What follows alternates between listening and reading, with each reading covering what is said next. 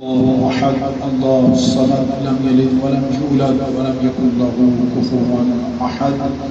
دعا ہے خالق کائنات کے عظیم المرتبت بارگاہ میں خداوند عالم بانیان کا اس نورانی فرش اعضا کا اہتمام کرنا، آپ تمام مومنین کا اس نورانی فرش اعضا پر چل کر آنا، تمام پڑھنے والوں کا پڑھنا سننا لنگر نیاز کا اہتمام خداوند عالم اپنی مقدس بارگاہ میں مقبول منظور فرمائے۔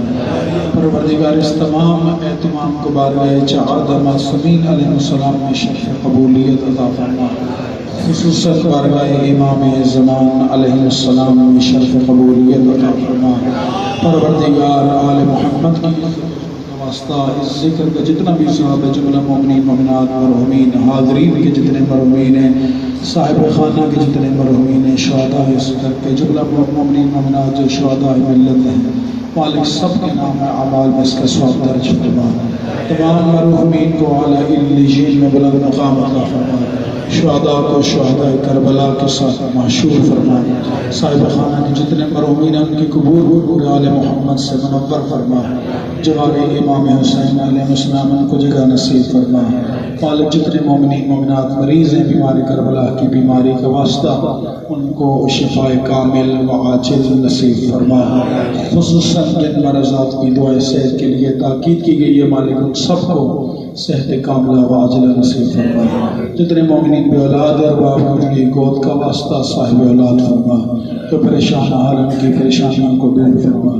جو مقروض ان کے قرضوں کو غیب سے ادا فرما، آل محمد کے چاہنے والے دنیا کے جس کونے میں بھی آباد ان کی جان مال عزت آبرو ناموس کی حفاظت فرما، اسیران ملت جو بے گناہ اسیر ہیں خصوصاً بسن پرسن پروردگار ان کو ظالموں کے چنگل سے جلد سے جلد رہائی نصیب فرما، پروردگار آل محمد علیہ السلام کے دشمن پھر ایک مرتبہ سخت بستہ ہے مرتبہ اہل بیت علیہ السلام کے خلاف، پروردگار آل محمد کی عزت و عظمت کا واسطہ ان کے مقابلے میں ملت تشیع کو استقامت عطا فرما، پروردگار تدبر کے ساتھ شعور کے ساتھ اس سازش کا مقابلہ کرنے کی توفیق عطا فرما، میرے اللہ علیہ محمد کی عزت و عظمت کا واسطہ جو قابل ہدایت دشمن مالک ان کو ہدایت نصیب فرما، جو قابل ہدایت نہیں ہے ان کو ان کے پشتروں سمیت نیست و نابود فرما، پروردگار مظلومین جہان کو فتح و کامرانی نصیب فرما، خصوصاً پروردگار یمن کے مظلومین، فلسطین کے مظلومین، نائجیریا کے، کشمیر کے ہمارے بھائی جتنے بھی ہیں مالک ان کو جلد سے جلد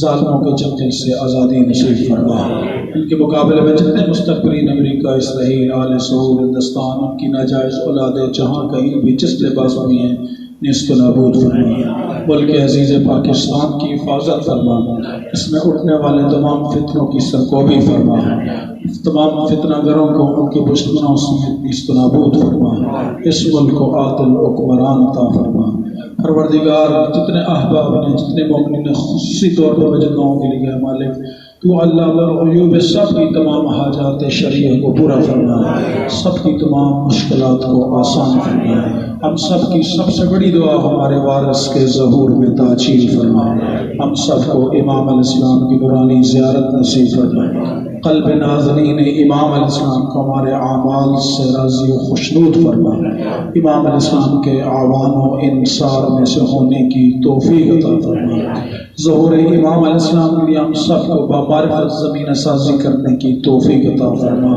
خصوصاً پروردگار اگر ہمارے وجود کے اندر ایسی گناہ خطائیں لغزشیں کوتاہیاں جو ظہور امام میں رکاوٹ ہے ان سب کو اپنے وجود سے دور کرنے کی توفیق عطا فرما، عمل و کردار کے ساتھ سچا عاشق امام زمان علیہ السلام بننے کی توفیق عطا فرما، یا اللہ ہماری تمام دعائیں قبول بحق علی و بحق بطول، اپنی تمام دعاؤں کی قبولیت کے لیے بآواز بلند صلوات۔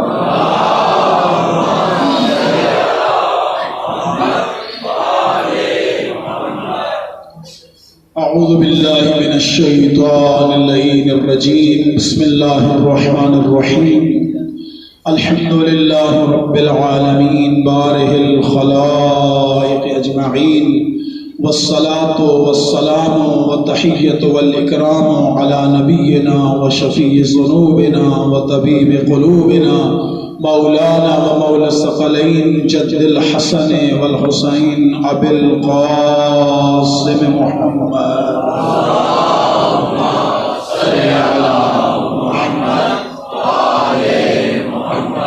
وآله الطيبين الطاهرين المعصومين المنتجبين المنتحبين المظلومين الذين أذهب الله عنهم الرجس وطهرهم تطهيرا.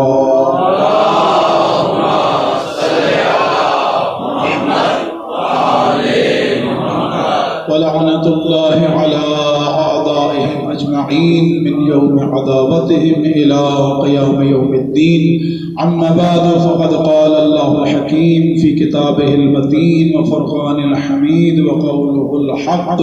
بسم الله الرحمن الرحيم. إنا أرسلناك شاهدا ومبشرا ونذيرا. صلوات الله.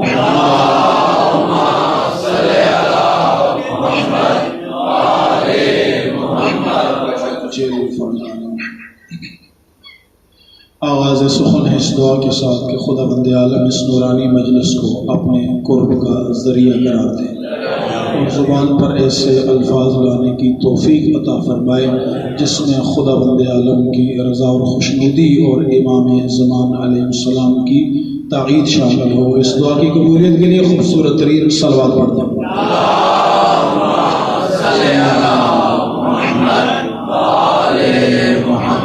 کیسی صلوات پڑھیں تاکہ گفتگو کرنے کا دل کرے.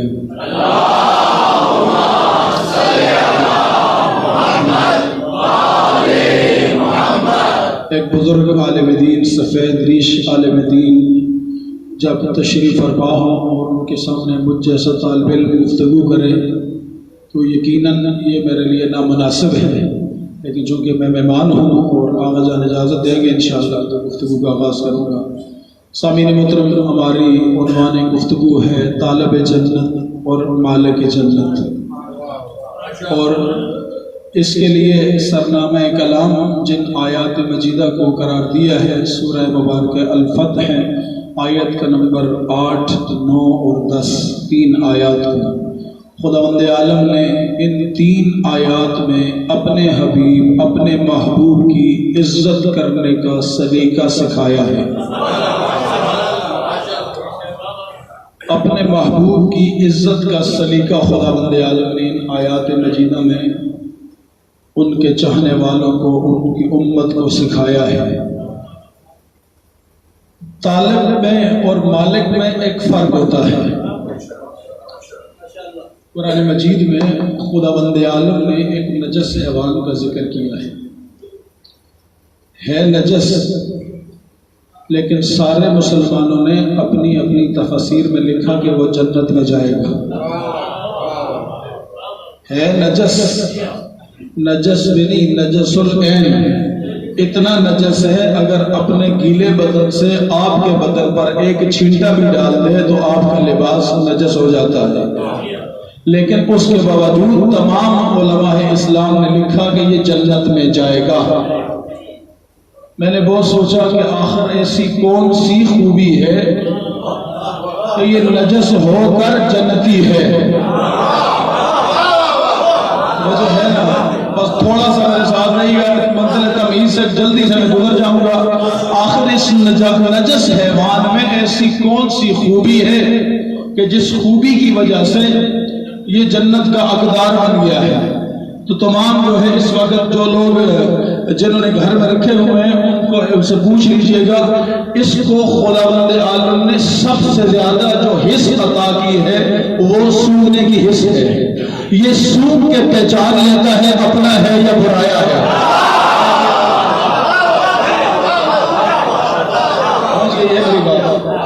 پیچھے والے بھی ساتھ ہیں، میری بات پہنچ رہی ہے. اس نجس حیوان کے اندر خدا نے جو سب سے بڑی خوبی رکھی ہے وہ یہ ہے کہ یہ سونگ کے پہچان لیتا ہے، سونگ کر پہچان لیتا ہے یہ اپنا ہے یا پرایا ہے. تاریخ کی بڑی مثالیں ہیں، میں تاریخ کی طرف نہیں جا رہا، میں فقط قرآن کے ساتھ ساتھ آپ کا سفر کروانا چاہ رہا ہوں. اس کے متعلق سورہ مبارکہ کہف میں اصحاب کہف کے ساتھ خدا نے اس کو جوڑ دیا. کیسے جوڑا؟ پیچھے دشمن تھے، آگے اصحاب کہف تھے. ایک گڈریے کے پاس سے گزرے، یہ اپنے گلے کے پاس دیکھ رہا تھا. اچانک اس نے دیکھا، سونگا اور پہچانا یہ جنت والے ہیں. لفظوں کی قدر کریں گے تو آپ انشاءاللہ آپ کو لطف آئے گا. انشاءاللہ جو میں نتیجہ دوں گا انشاءاللہ آپ کو اس کا بھی لطف آئے گا. اس نے سونگ کر پہچانا کہ یہ جنت والے ہیں. اب جیسے ہی پہچان لیا نا، اب اپنے گڈریے کے پاس، اپنے مالک کے پاس نہیں رکا. اب اس نے ان کے پیچھے اپنے سفر کا آغاز کر دیا. انہوں نے مڑ کے پیچھے دیکھا، جو روایات میں قصص الانبیاء میں لکھا ہوا ہے، انہوں نے اس کو پتھر مار کے بھگانے کی کوشش کی. لیکن چونکہ یہ پہچان چکا تھا، اس نے کہا ہر رکاوٹ قبول ہے لیکن ان کا ساتھ چھوڑنا قبول نہیں ہے. ہر رکاوٹ قبول ہے لیکن ان کا ساتھ نہیں چھوڑوں گا. یہ چلتا رہا، ان کے پیچھے چلتا رہا. آگے اصحاب کہف کے درمیان میں یہ تھا، پیچھے دشمن تھا. چلتے چلتے غار کے دہانے پر پہنچ گیا. یہاں تک آپ میرے ساتھ آ گئے. یہاں سے اپنے سامعین محترم میرے ساتھ رہیے گا، میں جملہ کہنا چاہ رہا ہوں. غار کے دہانے پہنچ گیا. اصحاب کہف داخل ہو گئے غار میں. یہ بیٹھ گیا پائے دہانے پر. اس کو اتنا اللہ نے شعور دیا تھا، وہ جو اندر والے ہیں وہ اور ہیں، میں اور ہوں. آپ کو سمجھ نہیں آیا تو میں آپ کی اپنی قسمت ہے، میں نے بہت آسان کر کے پڑھا ہے. سامعین محترم، اس کو اللہ نے اتنا شعور دیا تھا کہ اس نے پہچان لیا وہ جو اندر والے ہیں وہ اور ہیں، میں اور ہوں. میں اگرچہ جنت کا حقدار بن سکتا ہوں لیکن میں ان کے برابر کبھی نہیں بیٹھ سکتا. میں حقدار جنت کا بن سکتا ہوں لیکن میں کبھی ان کے برابر نہیں بیٹھ سکتا. اس لیے یہ باہر بیٹھ گیا. اب جب باہر بیٹھا تو وہ جو جنت والے تھے وہ اندر تھے، یہ باہر تھا. وہ اندر تھے، یہ باہر تھا. سامنے دشمن تھا. اس کی فطرت یہ تھی کہ دشمن کو دیکھ کے بھوکے. آگے میں نتیجے پہ، اس کی فطرت یہ تھی کہ دشمن کو دیکھ کر بھونکے. جو گھر میں رکھتے ہیں وہ بھی اسی لیے رکھتے ہیں، جو چوکیداری کے لیے رکھتے ہیں تاکہ دشمن کو دیکھ کے یہ بھونکے گا اور مالک ہوشیار ہو جائے گا، مالک پہچان جائے گا کوئی آ گیا ہے. اس کی فطرت یہ ہے کہ دشمن کو دیکھ کے بھونکتا ہے. لیکن اندر والے یہ چاہ رہے ہیں کہ آج یہ چپ رہے.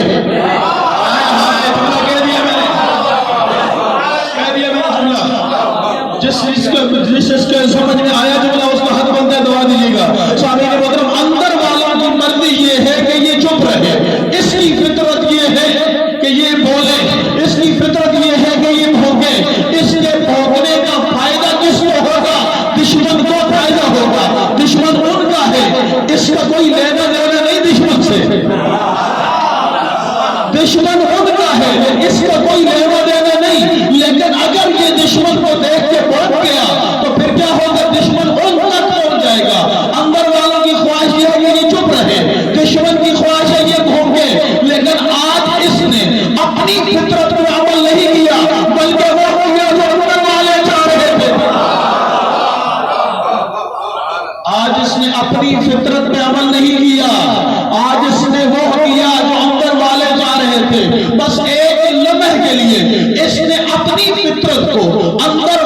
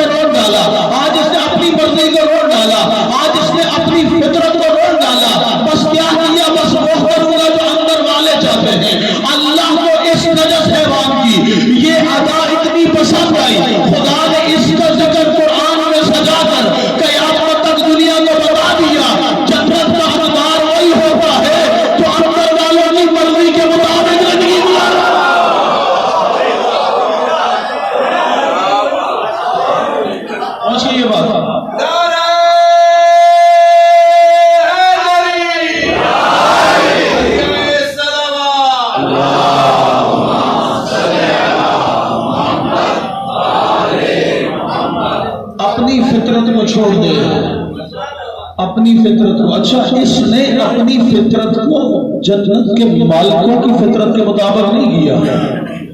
اگلا جو میں کہہ رہا ہوں توجہ کے ساتھ سنیے گا، اس نے اپنی فطرت کو جنت کے مالکوں کے تابع نہیں کیا، جنت کے طالبوں کے تابع کیا.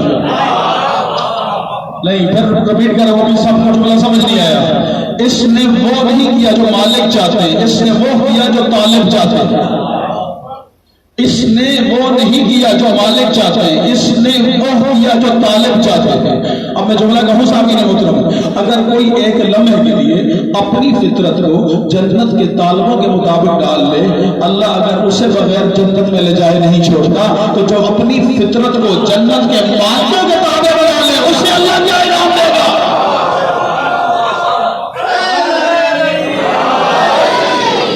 جو اپنی فطرت کو، ایک میری عادت ہے، ایک سردار پسند کرتے ہیں، ایک ہے میری عادت، ایک ہے سرداروں کی پسند. میں اپنی عادتوں کو چھوڑ دوں، میں وہ کروں جو سردار پسند کرتے ہیں. پھر اللہ صلہ دیتا ہے، اگرچہ نجس حیوان ہی کیوں نہ ہو. تو اگر اللہ نجس حیوان کو صلہ دیتا ہے تو اس پاکیزہ انسان کو اللہ کیوں صلہ نہیں دے گا، جب یہ پاکوں کے کہنے پر خود اپنے آپ کو پاک کر لے گا. اس لیے اللہ نے حد مقرر کی انسان کی. اب جملہ آیات میں تلاوت کر رہا ہوں، بسم اللہ الرحمن الرحیم. انا ارسلناک شاہدا، اے میرے حبیب ہم نے آپ کو بھیجا گواہ بنا کر، ومبشرا بشارت دینے والا بنا کر، ونذیرا اور ڈرانے والا بنا کر. ان الفاظ آیت پہ میں بحث کر چکا. اگلی آیت وَلِتُؤْمِنُوا بِاللَّهِ وَرَسُولِهِ وَتُعَزِّرُوهُ وَتُوَقِّرُوهُ وَتُسَبِّحُوهُ بُكْرَةً وَأَصِيلًا. جو بھی اللہ پر اور اس کے رسول پر ایمان لائے، وَتُعَزِّرُوهُ پھر اس رسول کی عزت کرے، وَتُوَقِّرُوهُ پھر اس کی توقیر کا خیال رکھے، وَتُسَبِّحُوهُ پھر تسبیح کرے اللہ کی، بُكْرَةً وَأَصِيلًا صبح بھی تسبیح کرے شام کو بھی تسبیح کرے. کن کے لیے شاہد ہیں؟ ان کے لیے جو ان پر ایمان بھی لائے، عزت بھی کرے، توقیر کا خیال بھی رکھے. میرے اللہ اتنی سختی کیوں ہے؟ اتنی سختی کیوں ہے تو مخلوق کے متعلق اتنی سختی کیوں ہے؟ ایمان بھی لائیں، عزت بھی کریں، توقیر کا خیال بھی رکھیں، تسبیح بھی کریں صبح و شام. بارگاہ خدا میں گئے، سوال کیا خدا اتنی سختی کیوں ہے؟ کہا اگلی آیت پڑھو اگلی آیت. سارے حاضر ہیں پیچھے والے کہا دیکھیں آیتیں پڑھنے کا بھی ثواب ہے، سننے کا بھی ثواب ہے، لیکن پڑھنا اور سننا کمال نہیں، قرآن کا سمجھنا کمال ہے. افلا یتدبرون القرآن هم علی قلوبهم اقفالها. خداوند عالم نے کیا ارشاد فرمایا ہے؟ کیا تم قرآن مجید کو غور و فکر نہیں کرتے، اس میں تدبر نہیں کرتے؟ کیا تمہارے دلوں پر تالے پڑے ہوئے ہیں؟ یعنی جب قرآن بندہ پڑھے اور دل کو لگا ہوا ہو تالا تو وہ قاری تو بن جاتا ہے، وہ قاری قرآن تو بن جاتا ہے، لیکن وہ حسینی لشکر کا سپاہی نہیں بن سکتا. حبیب ابن مظاہر جیسا قاری قرآن ہو جو قرآن یہاں سے نہ پڑھے، جب پڑھے یہاں سے پڑھے، تو پھر پتہ چلتا ہے کہ حسین کے لشکر کے سپاہیوں کا کمال کیا ہے. حسین نے جن کو چنا ہے ساری اللہ کی کائنات میں سے، ان کی صفات و کمالات کیا ہے. سامعین محترم، اور یہ بھی ہمارے لیے کربلا میں بڑا درس ہے کہ امامت جب بھی لشکر اکٹھا کرتی ہے بھیڑ بکریاں نہیں. میں نے بڑا خوبصورت جملہ کہا ہے، جملے کو سمجھیے گا. جملہ امامت جب بھی لشکر اکٹھا کرتی ہے بھیڑ بکریاں نہیں اکٹھا کرتی. اگر بھیڑ بکریاں امام کے سامنے بیٹھی ہوئی ہو، ممبر کوفہ کا ہوتا ہے، سردار علی جیسا ہوتا ہے، اور اپنی بھیڑ بکریوں کو مخاطب کر کے پہلے دائیں بائیں نگاہ امامت کی تلاش کرتی ہے. این عمار، این مالک، این محمد بن ابی بکر. جب کوئی نظر نہیں آتا اس 40,000 کے لشکر میں، امام فرماتے ہیں یا اشبہ الناس، انسانوں کی شبیہ، یا اشبہ الناس یا مجتمع الابدان یا مختلف الاذہان، اے اکٹھے بدلو اور منتشر فکروں کو علی کے سامنے آگے بیٹھ گئے۔ علی کو بدن اکٹھے کرنے کا شوق نہیں، کمال یہ نہیں ہے کہ ہم حسین کے لشکر میں اور بدن اکٹھے کر لیں۔ اگر مولا حسین یہ چاہتے ایک اشارہ کرتے اللہ کی ساری کائنات حسین کے قدموں میں ہوتی ہے۔ حسین کو ایسا لشکر نہیں چاہیے جہاں بدن اکٹھے ہو، تعداد زیادہ ہو۔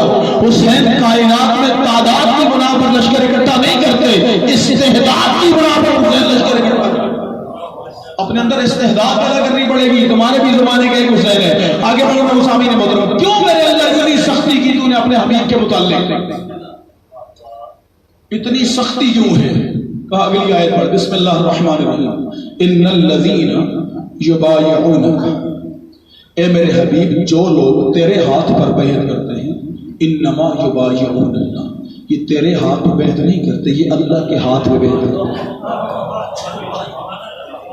یہ تیرے ہاتھ پہ بیعت نہیں کرتے ہیں، ہاتھ پہچانیے، کہا اے میرے حبیب یہ جو تیرے ہاتھ پر بیعت کر رہے ہیں، یہ تیرے ہاتھ پر بیعت نہیں کرتے، یہ اللہ کے ہاتھ پر بیعت کر رہے ہیں۔ سامعین محترم، میرے اللہ نے انسان کو اسی آیت میں، اگلی آیت میں سمجھایا، تو میرے حبیب کے ہاتھ کو محبت کا ہاتھ سمجھتا ہے، میں محبت کا خالق اسے اپنا ہاتھ سمجھتا ہوں۔ یہ محمد رسول اللہ کا خالق خدا اس ہاتھ کو اپنا ہاتھ سمجھتا ہے۔ یہاں پر روک کر ایک جملہ کہنا چاہ رہا ہوں، یہیں پر روک کر، طالبان جنت اور مالکان جنت کے ہاتھوں میں فرق کیا ہے؟ جو طالب ہے نا، ان کے ہاتھوں کو اللہ نے اتنی تاثیر دی ہے، اگر ان کے ہاتھ میں کوئی لکڑی آ جائے، اگر طالبان جنت کے ہاتھ میں کوئی لکڑی آ جائے، اس لکڑی کے اندر خدا اتنی تاثیر رکھتا ہے، اگر اسے پتھر پہ مارے تو 12 چشمے پھوٹتے ہیں۔ نہیں، تھوڑا سا اپنے اذہان کو بلند کیجیے گا، جملہ کہنا چاہ رہا ہوں۔ اگر یہ بات ہاتھ کی ہو رہی ہے نا، میرے ساتھ رہیے گا، ہاتھ کا کمال بتا رہا ہوں، جو طالبان جنت ہے ان کے ہاتھوں کے اندر اتنا کمال ہے، اگر کوئی لکڑی آ جائے نا ہاتھ میں، ہاتھ موسیٰ جیسا ہو، ہاتھ میں لکڑی ہو، اس ایک لکڑی کو اگر پتھر پہ مارے تو 12 چشمے نکلتے ہیں، اور اگر دریا پہ مارے تو 12 راستے بنتے ہیں۔ یہ موسم مالک جنت نہیں ہے، طالب جنت ہے۔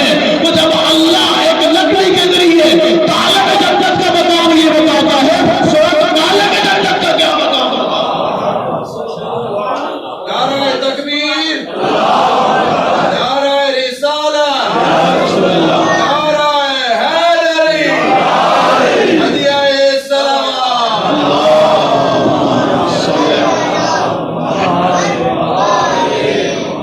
اگر طالب جنت کا ہاتھ میں خدا نے یہ تاثیر رکھی ہے، اچھا طالب جنت میں اور فرق کیا ہے؟ لکڑی اسی وقت تک عمل کرے گی جب تک ساتھ موسیٰ کا ہاتھ ہوگا۔ آیا جملہ کہا ہے میں نے، اس لکڑی کے اندر تاثیر اسی وقت تک ہوگی جب تک ہاتھ موسیٰ کا ہوگا۔ یہ لکڑی کسی اور کے ہاتھ میں جائے بے اثر ہو جائے گی، یعنی معلوم ہوا کمال لکڑی کا نہیں، کمال موسیٰ کے ہاتھ کا ہے۔ معلوم کمال لکڑی کا نہیں ہے، کمال حضرت موسیٰ علیہ السلام کے ہاتھ کا ہے۔ اور سامعین محترم، طالبان جنت کا خدا نے کیا مقام رکھا ہے؟ ادھر نابینا آتا ہے، ادھر اس کی آنکھوں پر ہاتھ پھیرتے ہیں۔ خدا کرے میں جملہ سمجھا پاؤں، ادھر نابینا آیا، ادھر عیسیٰ علیہ السلام نے اس کی آنکھ پہ ہاتھ پھیرا۔ جب گھر سے نکلا تھا نابینا تھا، ادھر نبی کا ہاتھ لگا، ادھر نبی کا ہاتھ لگا، بینائی ولن آئی۔ گھر سے نکلا تھا کوڑی تھا، ادھر نبی نے ہاتھ پھیرا، کوڑ کی بیماری ختم۔ گھر سے نکلا تھا برس کا مریض تھا، ادھر نبی کا دست لگا، ادھر نبی کا ہاتھ لگا، ادھر برس کی بیماری ختم۔ یہ ہے کمال ہے، لیکن یہ اثر اسی وقت تک ہے جب تک عیسیٰ رہے، جب تک عیسیٰ اپنے عہدہ نبوت پہ قائم رہے یہ اثر رہے گا۔ ادھر عہدہ نبوت ختم، یہ اثر ختم۔ لیکن سامعین مگر آپ اگلا جملہ کہوں، جو مالکان جنت ہے، اگر لشکر راستے میں جا رہا ہو، پانی ختم ہو جائے،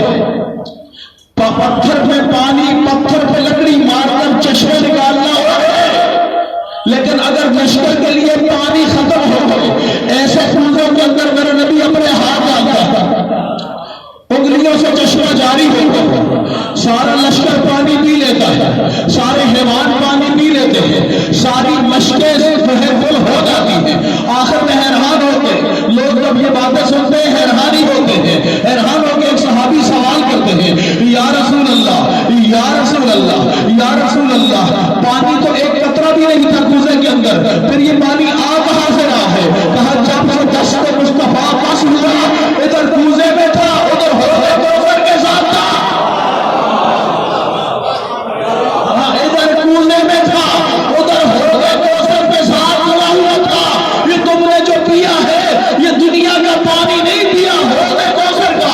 میں نے کہا یا رسول اللہ یہ حوض کوثر کا پانی نے کیوں بنایا جبکہ آج تک کوئی نبی یہ معجزہ نہیں دکھا سکا؟ کہا میں ان کو بتانا چاہتا ہوں جو مالک ہوتے ہیں وہ حق کے تصرف رکھتے ہیں، ادھر ہو گیا ادھر اس دنیا میں ہو۔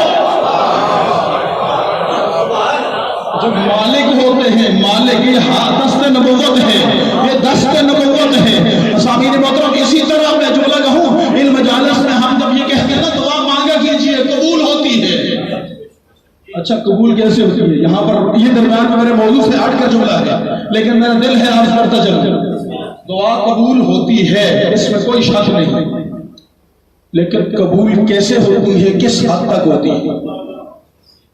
ایک شخص میرا مولا حسین کے دربار میں آیا، مولا میری حاجت پوری کیجیے، تو ہمیں مشکل کشا، حاجت روائی تو ہمارا کام ہے لیکن دیتے اتنا ہی ہے جتنی معرفت ہو۔ نہیں میں نے بہت آہستہ سے جملہ کہا ہے، بہت آرام سے میں نے جملہ کہا، دیتے اتنا ہی ہے جتنی معرفت ہو۔ اس نے کہا مولا یہ بندہ کہاں، آپ کی معرفت کہاں؟ امام نے کہا 3 سوال کروں گا، اگر تینوں کے جواب دے دیے تو تیری خواہش سے 10 گنا زیادہ عطا کروں گا، اور اگر جواب نہ دیے تو خالی واپس لوٹاؤں گا۔ اب امام نے جیسے ہی جملہ کہا نا اس نے سر جھکا کے امام کے سامنے کھڑا ہو کہتے مولا اگر جواب آئے تو بتا دوں گا نہیں تو پوچھ لوں گا۔ ہائے ہائے ہائے، جواب آئے گا تو بتا دوں گا، نہیں آیا تو آپ سے پوچھ لوں گا۔ یہ پوچھ لینا اس بات کی دلیل تھی، ہائے ہائے یہ پوچھ لینا اس بات کی دلیل تھی۔ اگر کوئی اس دروازے پہ جائے آئے تو اپنی جہالت میں اکڑتا نہیں ہے، اماموں کے دروازے پہ سر جھکاتا ہے۔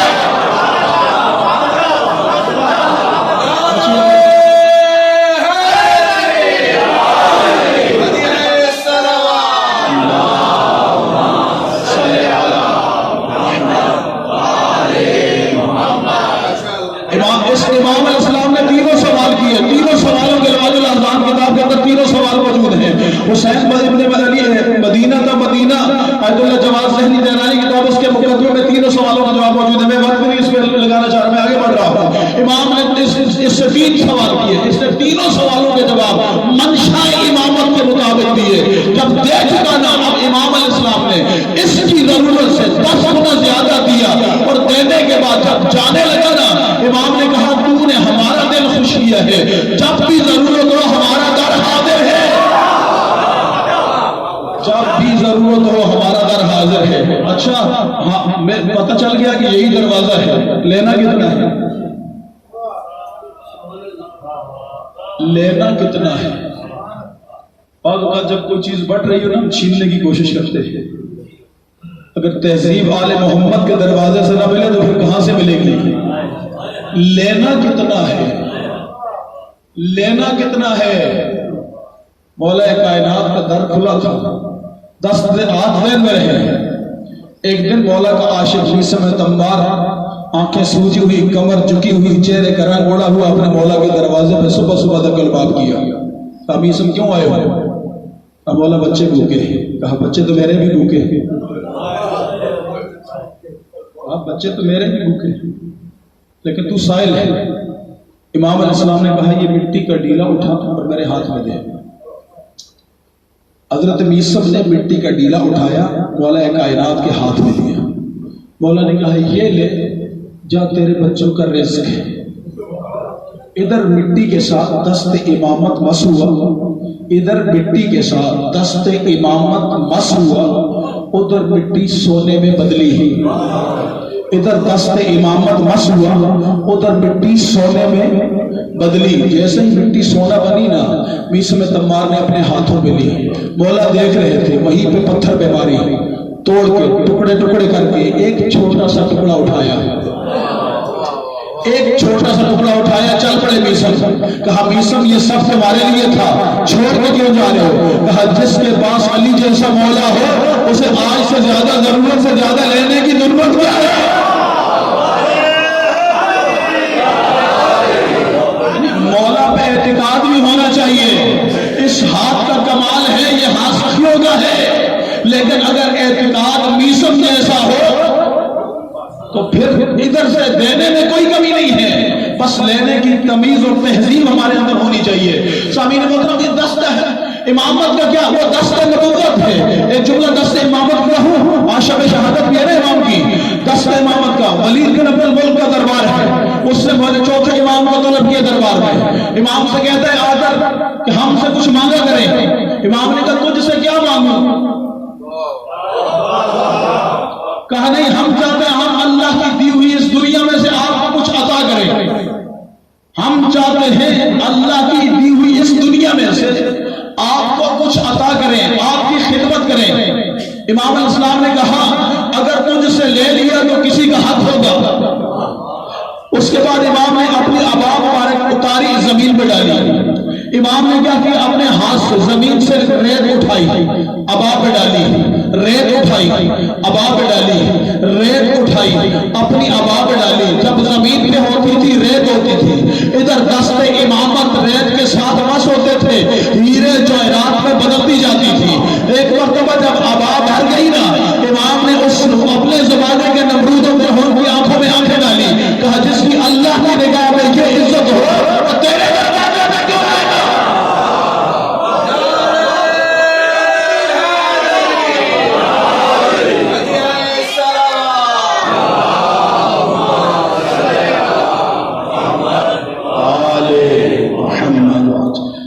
یہ ہاتھ کا کمال ہے۔ ہاتھ اگر، لیکن ہاتھ کے لیے شرط کیا ہے؟ یہ ہاتھ، اس ہاتھ کو عصا کی ضرورت نہیں، موسیٰ کو عصا کی ضرورت ہے، لیکن علی و زین العابدین کو عصا کی ضرورت نہیں۔ خدا نے ان کے ہاتھ میں یہ تاثیر رکھی ہے۔ موسیٰ کی تاثیر اس وقت تک ہے جب تک عہدہ نبوت باقی ہے، لیکن ان کے ہاتھ میں تاثیر خدا نے دائمی رکھی ہے۔ یہ جب چاہے ذرے کو سونا بنا دیں، جب چاہے بیزار کو ابو ذر بنا دیتے ہیں، جب چاہے تو ایمان کو سلیمان بنا دیتے ہیں، جب چاہے عاصی کو حر بنا دیتے ہیں۔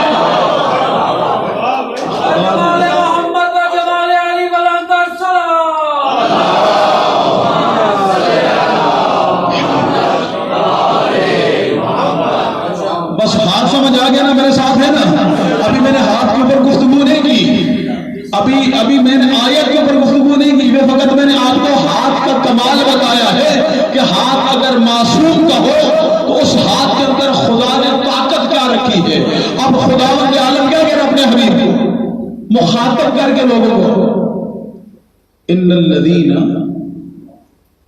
یبایعونک، اے میرے حبیب جو لوگ تیرے ہاتھ پر بیٹھے انما یبایعون اللہ، یہ تیرے ہاتھ پر بیعت نہیں کرتے، یہ تیرے ہاتھ پر بیعت نہیں کر رہے، یہ اللہ کے ہاتھ پر بیعت کر رہے ہیں۔ ید اللہ فوق ایدیہم، ان کے ہاتھوں پر جو ہاتھ ہے وہ اللہ کا ہاتھ ہے۔ تین جملے ہو گئے، انشاءاللہ یہاں سے آگے آیت کا استفہامی نتیجے کے اوپر گفتگو کروں گا۔ سامعین محترم، تین جملے ہیں۔ پہلے ان الذین یبایعونک، میرے حبیب جو تیرے ہاتھ پر بیعت کرتے ہیں، حبیب جو تیرے ہاتھ پر بیعت کرتے ہیں، انما یبایعون اللہ، یہ تیرے ہاتھ پر بیعت نہیں کرتے، یہ اللہ کے ہاتھ پر بیعت کرتے ہیں۔ کربلا کی جنگ کا آغاز کس لفظ سے ہوا؟ کربلا کی جنگ کا آغاز کس لفظ سے ہوا؟ بیعت سے۔ یزید نے بیعت مانگی، یزید نے بیعت مانگی، مولا حسین نے انکار کیا، آج تک دنیا اس بات پہ دھنگ ہے کہ جب سارے بیعت کر چکے تھے تو پھر حسین بھی نعوذ باللہ من ذالک بیعت کر لیتے. یہی سوال علامہ مدودی شاہ صاحب ابھی علامہ مدودی رحمۃ اللہ علیہ کے متعلق گفتگو کر رہے تھے. ان سے بھی یہ سوال ہوا, انہوں نے خلافت و ملکیت میں اس کا بہت خوبصورت جواب دیا. میں اکثر کہا کرتا ہوں بندہ سید ہو, حسبی نسبی ہو. میں نے جملہ بہت بڑا جملہ کہا ہے, توجہ اگر آپ کی ہوگی. بندہ اگر سید ہو, شجرہ صحیح ہو, تو پھر کسی نہ کسی جگہ پر رنگ کے سیادت کام آتی ہے. یہاں پر آ کر علامہ مدودی جیسا فاضل دیوبند بھی ایک مرتبہ رکا, اور رک کر جب انہوں نے یہ جملہ لکھا, سوال یہ نہیں ہے کہ فلاں فلاں نے بیعت کر لی تھی, حسین بھی بیعت کر لیتے. انہوں نے کہا سوال یہ ہے کہ جب حسین نے نہیں کی تھی تو باقی کیا کرتے. جب مولا حسین نے بیعت نہیں کی تھی پھر باقیوں نے کیوں کی بیعت. سامعین محترم, اب اس جملے کی میں شرح کرنا چاہتا ہوں. مولا حسین نے بیعت کیوں نہیں کی؟ باقیوں نے بیعت کر لی, مولا امام حسین علیہ السلام نے بیعت کیوں نہیں کی؟ آیت کے ساتھ ساتھ رہیے گا. خداوند عالم نے کیا فرمایا, میرے حبیب جو تیرے ہاتھ پر بیعت کر رہے ہیں, یہ تیرے ہاتھ پر بیعت نہیں کر رہے, یہ اللہ کے ہاتھ پر بیعت کر رہے ہیں. یعنی اللہ دنیا کو پہلے یہ منوا رہا ہے کہ یہ جس کا ہاتھ تو محمد کا ہاتھ سمجھ رہے ہو, یہ محمد کا ہاتھ نہیں, یہ اللہ کا ہاتھ ہے. یہ محمد کا ہاتھ نہیں, یہ اللہ کا ہاتھ ہے. یہ محمد کا ہاتھ نہیں, یہ اللہ کا ہاتھ ہے. ہم 1400 سال سے اعتبار پہ لڑ رہے ہیں, ہم 1400 سال سے یہ منوا رہے ہیں علی کا ہاتھ ید اللہ ہے. جسے نبی کا ید اللہ سمجھ نہیں آیا اسے علی کا ید اللہ کیا سمجھ آیا. جس نے آج تک نبی کے ہاتھ کو اللہ کا ہاتھ نہیں سمجھا, آیت رٹا لگا لگا کر مولوی تھک گئے, لیکن اس کے باوجود یہ سمجھ نہیں آیا میں جس ہاتھ کی بات کر رہا ہوں یہ ہاتھ ہے کس کا. یعنی پہلا عقیدہ نبی کی آنکھ اللہ کی آنکھ, نبی کی سماعت اللہ کی سماعت, نبی کی زبان اللہ کی زبان. وما ينطق عن الهوى کا پیرا ہے اگر نبی کی زبان پر, تو پھر ماننا پڑے گا نا جو مرضی سے نہ بولے تو اس کی زبان ہوتی نہیں. جملے کو بدل دوں, جملے کو اس طرح بھی کہہ سکتا ہوں جو اس کی مرضی پر بولے وہ اللہ کی زبان ہوا کرتی ہے. جو اس کی مرضی پر بولے, اپنی مرضی سے نہ بولے, جب بھی بولے جس پر وحی کا پہرا لگا ہوا ہو. نبی کی زبان مازاغل, نبی کی آنکھ مازاغل بصر, جو دیکھتی ہے جو دیکھتی ہے جو دیکھتی ہے. تاریخ نے بڑا خوبصورت واقعہ لکھا ہے کہ حضرت عمر کے زمانے میں ایک مرتبہ لوگ اللہ کے گھر کا طواف کر رہے تھے. دوران طواف ایک شخص نے کسی عورت کی طرف دست درازی کی, میرے مولا کی نگاہ پڑی, مولا کائنات نے اسے ایک ید اللہ کا اشارہ دیا. مولا کائنات نے ید اللہ کا اشارہ دیا. بس وہ دوڑتا ہوا دربار میں گیا, دربار میں جا کر کہا میرے ساتھ نعوذ باللہ من ذالک علی نے زیادتی کی ہے. ان نے ایک مرتبہ سوال کرنے والے کے چہرے کو دیکھا, دیکھ کر کہا علی تو کسی کے ساتھ بھی زیادتی نہیں کرتے, علی تو کسی کے ساتھ بھی زیادتی نہیں کرتے. یقیناً تو نے کچھ ایسا عمل کیا ہوگا جسے ایک اللہ نے دیکھا ہے اور اللہ نے کرا ہے.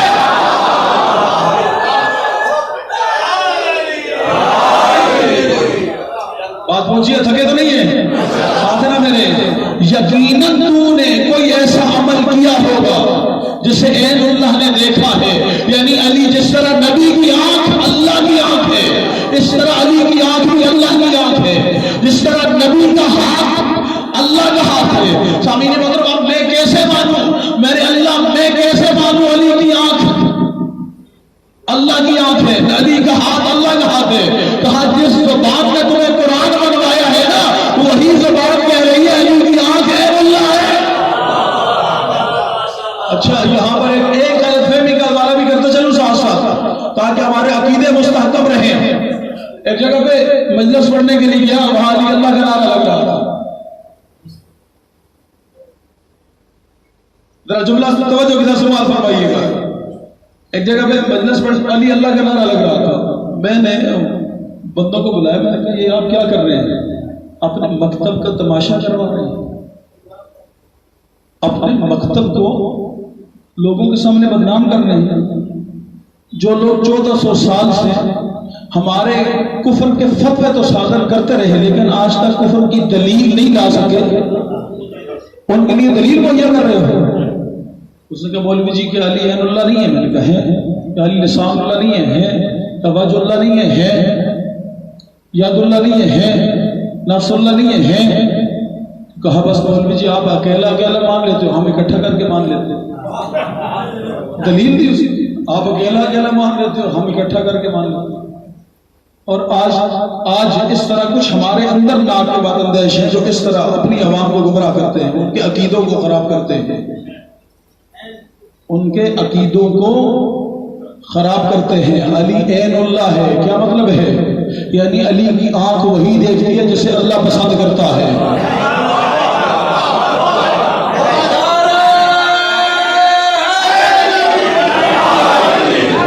علی وجہ اللہ ہے، علی کا چہرہ صرف ادھر ہی ہوتا ہے جدھر وہ پسند کرتا ہے۔ علی یاد اللہ ہے، جب بھی علی کا ہاتھ کسی کے مقابلے میں اٹھے تو سمجھ لو اللہ کی مرضی ہے۔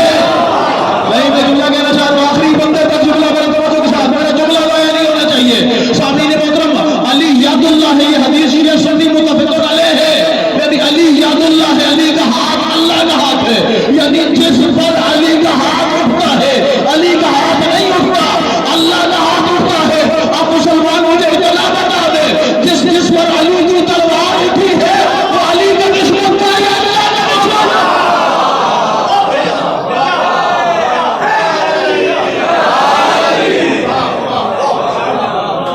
جس پر میرے مولا کی تلوار اٹھی ہے، بات سمجھ آ گئی ہے نا؟ میں زیادہ بحث نہیں کرنا چاہ رہا، میں بالکل ٹو دا پوائنٹ آگے بڑھنا چاہ رہا ہوں۔ سب وقت کا ایک کل کا دن ہے، میں چاہ رہا ہوں کہ ہم اپنی گفتگو کو جو ہے مکتبی نتیجہ حاصل کریں تاکہ ہم جب ان 5 مجالس سے باہر نکلیں تو 2 حوالوں سے ہمیں اندر سے بھی پتا ہو کہ میرے اندر ان مجلسوں نے کیا تبدیلی پیدا کی ہے، اور جب دشمن کے مقابلے میں کھڑے ہو تو وہاں پر دشمن کے لیے ان مجالس نے مجھے کیا مواد دیا ہے، کیونکہ یہی مجالس ہے 1400 سال سے جو مکتب کا دفاع کرتی ہوئی آئی ہے، اور یہی مجالس ہے جو تربیت کر کے ایسے حسینی جماعت تیار کرتی آئی ہے جنہوں نے کسی دور میں بھی حسینیت میں اپنی جان نشاور کرنے میں ذرا سی بھی دیر نہیں لگائی۔ جب بھی مکتب حسین نے قربانی مانگی ہے، کہیں شہید اول جیسی، کہیں شہید ثانی جیسی، کہیں شہید ثالث جیسی، 1400 سال سے کہیں شہید باقر صدر جیسی شخصیات، کہیں شہید مطاری جیسی، کہیں شہید میراب عبد اللہ شہید استغیث جیسی، اگر سرزمین پاکستان پر آئیں تو شہید قائد عالم حسین الحسینی جیسی شخصیات، اگر ڈاکٹر محمد علی نقوی جیسی شخصیات، علامہ حسن ترابی جیسی شخصیات، ہم نے اس ملک کے اندر ہزاروں ہم نے لاشیں اٹھائیں، ہزاروں اپنے ڈاکٹر انجینئر لیکچر ہم نے مکتب اہل بیت پہ قربان کیے، لیکن قربان کرنے کے بعد بھی آج تک نہ تو ہمیں کبھی شرمندگی ہوئی اور نہ کبھی کسی یزید کے سامنے ہمارا سر جھکا۔ کیوں نہیں جھکا؟ اس لیے کہ جو سر کٹ کے بھی نیزے پہ بلند ہو ان کے ماننے والوں کا سر کیسے جھک سکتا ہے؟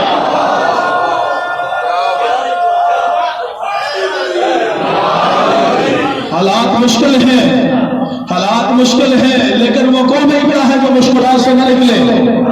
جو قومیں ہوتی ہیں وہ مشکلوں سے لڑ کے آتی ہیں۔ کیا رسول اللہ کے زمانے کے حالات آسان تھے؟ کیا مولا کائنات کے زمانے کے حالات آسان تھے؟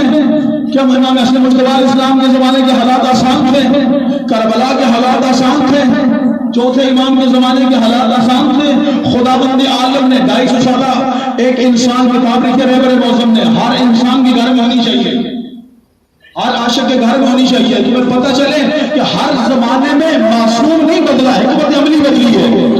آئے میں نے بہت بڑا جملہ کہا ہے آخری بندے تک، ہر زمانے میں معصوم ایک ہی ہے، اولنا محمد و اوسطنا محمد و آخرنا محمد و کلنا محمد، لیکن جیسے جیسے حالات بدلتے تھے حکمت عملی ویسے ویسے بدلتی تھی۔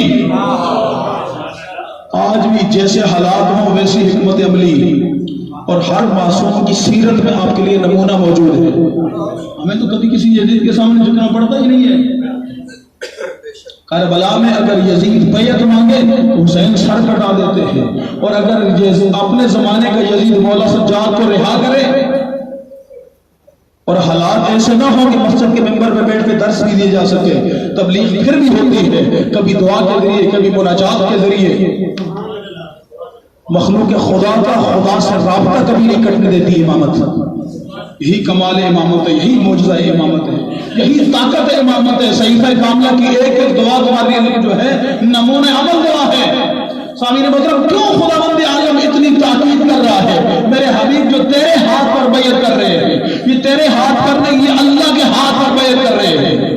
ید اللہ فوق ایدیہم۔ جتنے لوگ آج تک یہاں بیٹھے ہیں، کسی آستانے پہ گئے ہوں، کسی پیر فقیر کی بیعت کرتے ہوئے دیکھا ہو، اصول بیعت کیا ہے؟ جو بیعت لے رہا ہے اس کا ہاتھ نیچے، جو بیعت کر رہا ہے اس کا ہاتھ اوپر۔ میں جملہ کہنے سے آخری بندے میں توجہ کا طالب ہوں۔ سامعین محترم، جو بیعت لیتا ہے اس کا ہاتھ نیچے، جو بیعت کرتا ہے اس کا ہاتھ اوپر۔ لیکن قیامت تک اللہ نے اپنے حبیب کے متعلق کیا فرمایا؟ ید اللہ فوق ایدیہم۔ میرے حبیب تیرا ہاتھ کبھی نیچے نہیں آئے گا، جب بھی آئے گا ان کے اوپر آئے گا۔ میرے بارگاہ خداوندی میں سوال کیا، میرے اللہ اپنے حبیب کا ہاتھ نیچے کیوں نہیں رکھوایا، اوپر کیوں رکھوایا ہے؟ کہا تاکہ ان کو یہ احساس رہے، ان کو بیعت کرنے والوں کو یہ احساس رہے، یہ ہماری بیعت سے کبھی نہیں بنا، یہ ہماری بیعت سے کبھی نہیں بنا، میں اللہ نے بنا کر بھیجا ہے۔ وقت میں سمجھ آ جانا چاہیے، جس طرح بیعت سے نبی نہیں بنتا اس طرح بیعت سے امام بھی نہیں بنتا، جس طرح بیعت سے نبی نہیں بن سکتا، بیعت سے جس طرح نبی نہیں بن سکتا۔ اچھا، بیعت ہے کیا چیز؟ بیعت ہے کیا؟ بیعت لفظ بیع سے ہے، با یا عین، بیع، کسی چیز کا بیچنا، کسی چیز کا بیچنا۔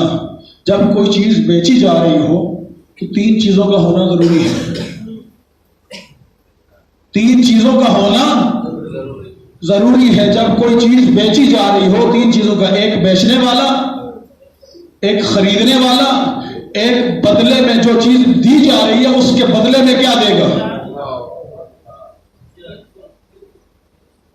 چیز جو دے رہے ہیں۔ اچھا، جب آپ بیعت کرتے ہیں تو بیعت کا مطلب کیا ہے؟ آپ نے اپنا سب کچھ بیچ دیا، آپ نے اپنا سب کچھ بیچ دیا۔ اگر نبی کے ہاتھ پہ بیعت کریں گے تو آپ نے اپنا سب کچھ نبی کے ہاتھ پہ بیچ دیا۔ اگر امام کے ہاتھ پہ بیعت کریں گے تو آپ نے اپنا سب کچھ امام کے ہاتھ پہ بیچ دیا۔ آپ نے تو بیچ دیا، بدلے میں کیا لیں گے؟ طالب جنت اور مالک جنت ابھی سمجھا رہا ہوں، میں اپنے موضوع سے باہر نہیں نکلا۔ سامعین محترم، آپ نے بیچ دیا، بدلے میں کیا لینا ہے؟ پیسے۔ اگر آپ پلاٹ دیں گے بدلے میں پیسے لے سکتے ہیں، آپ جاگیر دیں گے بدلے میں پیسے لے سکتے ہیں، لیکن یہاں پر یہ نہیں کہا فقط پلاٹ دینا ہے، کہا جو کچھ بھی، جیسے ادھر ہاتھ نبی کے ہاتھ میں رکھا، کہا آپ مال میرا نہیں آپ کا، جان میری نہیں آپ کی، اولاد میری نہیں آپ کی، ناموس میری نہیں آپ کی، عزت میری نہیں آپ کی، یعنی جو کچھ اللہ نے مجھے دیا تھا، اب جیسے ہی میں نے نبی کے ہاتھ میں ہاتھ دیا، اب وہ میرا کچھ بھی نہیں رہا، وہ سب کچھ مصطفیٰ کا ہے۔ وہ جو کچھ میں نے نبی کے ہاتھ میں ہاتھ رکھا، میں نے اپنا سب کچھ نبی کو دے دیا، بدلے میں یا رسول اللہ آپ کیا دیں گے؟ مجھ سے پوچھا کیا لینا چاہتا ہے، میں نے مجھ سے پوچھا تو لینا کیا چاہتا ہے، میں نے کہا دنیا جیسے بھی گزرے لیکن آخرت میں نجات۔ کسی بندے کو پیچھے والوں کو میری بات سمجھ نہیں آئی، میں نے کہا دنیا میں جیسے بھی گزرے میں گزار لوں گا لیکن مجھے آخرت کی نجات چاہیے، دنیا جیسے گزری گزار لوں گا لیکن آخرت میں نجات چاہیے۔ اب اگر نبی کے پاس اختیار ہے، بندہ آخری بندے تک میں سوال کر رہا ہوں، اگر رسول خدا کے پاس اختیار ہے میرا سب کچھ لے کر بدلے میں مجھے نجات دے سکتے ہیں، میرا بیعت کرنا صحیح ہے، ان کا بیعت لینا صحیح ہے، میرا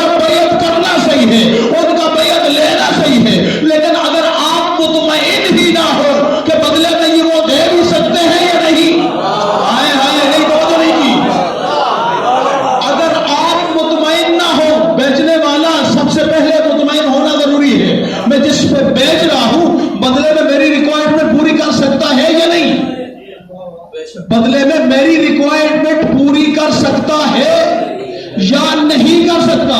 تو سامعین محترم، اللہ نے یہاں پر اس آیت میں آ کر انسان کو یہی تو بتایا کہ تم اپنا سب کچھ نبی پہ بیچو. تم نبی پہ نہیں بیچ رہے، اللہ پہ بیچ رہے ہو. میرے اللہ تو نے اپنی بات کیوں کی؟ کہا اس لیے کہ کچھ اللہ والے بہت ہوں گے،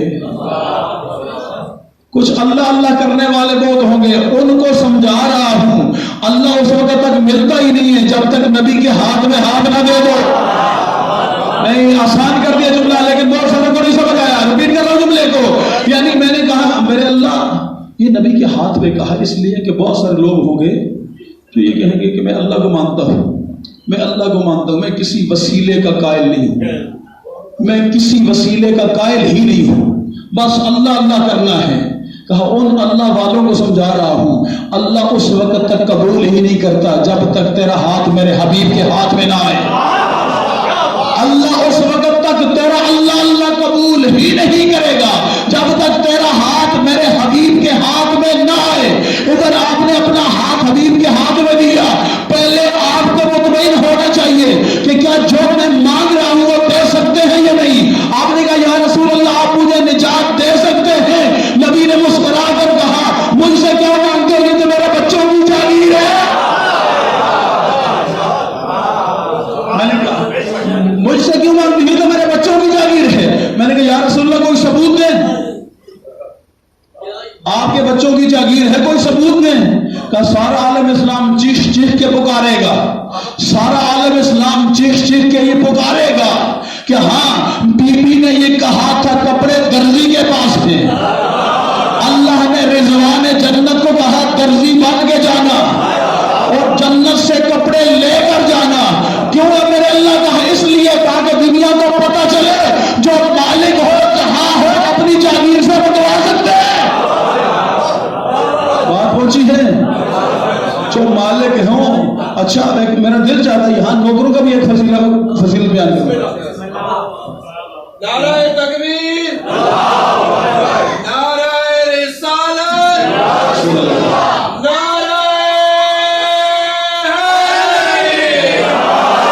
ہدیہ السلام. صلی اللہ محمد ماشاءاللہ جی ماشاءاللہ. جاگ رہے ہیں؟ وہاں نوکروں کی بھی فضیلت بیان ہونی چاہیے نا. جو نوکر ہوتے ہیں، جو نوکر ہوتے ہیں ان کی بھی فضیلت بیان ہونی چاہیے، ہونی چاہیے نا. سامعین محترم ایک نوکرانی ہے اس گھر کی، نام فضہ ہے. ایک دن کہا یا رسول اللہ آپ کی دعوت کرتی ہوں. میرے نبی نے کہا میں اکیلا تو نہیں ہوں، میرے ساتھ تو اصحاب صفہ ہیں جو میرے ٹکڑوں پہ بلتے ہیں. ہائے ہائے نہیں سمجھ آئی. میرے ساتھ تو اصحاب صفہ ہیں جو میرے ٹکڑوں پہ بلتے ہیں، جن کو میں کھلاتا ہوں، جن کا دانہ پانی میں پورا کرتا ہوں. کہا یا رسول اللہ میں نے دعوت کی ہے، جس کو جی چاہے ساتھ لے آنا، جس کو جی چاہے ساتھ لے آنا. سامعین محترم دعوت کر دی. شام کا وقت ہے. حضرت سلیمان فارسی دروازے کے پاس آ کر پہنچے. کیا دیکھا؟ جس نے دعوت کی ہے نا وہ دعوت کرنے کے بعد نہ اس نے ہانڈی چڑھائی، نہ اس نے چولہا جلایا، نہ اس نے کوئی چیز پکانے کا انتظام کیا، بلکہ کر کیا رہی ہے؟ مصلی ڈال کے مصلی پہ نماز پڑھ رہی ہے. سلمان نے کہا فضہ دیکھ نہیں رہی تو نے رسول اللہ کی دعوت کی ہے، ان کے ساتھ اتنے اصحاب بھی ہیں مسجد میں، وہ سارے تیرے گھر میں کھانا کھانے کے لیے آئیں گے. کہا مجھے پریشان ہونے کی ضرورت نہیں ہے، میں مالکوں کی نوکر ہوں. بات روایت کی ہے، الفاظ میرے اپنے ہیں. سامعین محترم میں آپ صاحب سے معافی مانگتے ہوئے تھوڑا سا میں آگے بڑھنا چاہ رہا ہوں. سامعین محترم کہا کہ میں مالکوں کی نوکر ہوں. میں دنیا کو بتانا چاہ رہی ہوں کہ جو سچا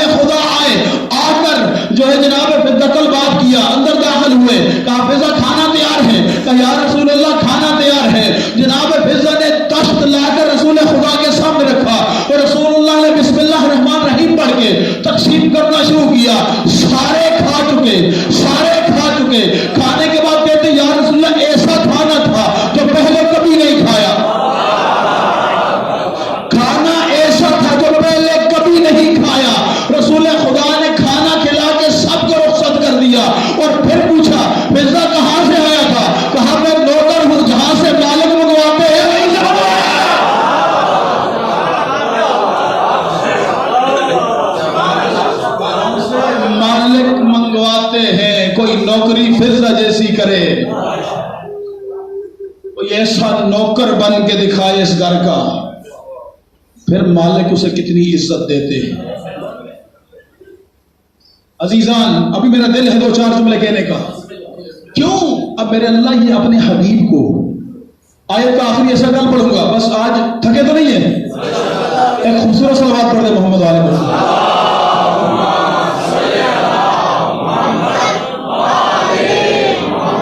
بس 2 جملے میں آپ کی اپنی گفتگو کو سمیٹ رہا ہوں۔ سامعین محترم، اللہ نے تاکید کی، اللہ نے تاکید کی، یہ نبی کا ہاتھ نہیں، یہ اللہ کا ہاتھ ہے۔ اور کبھی یہ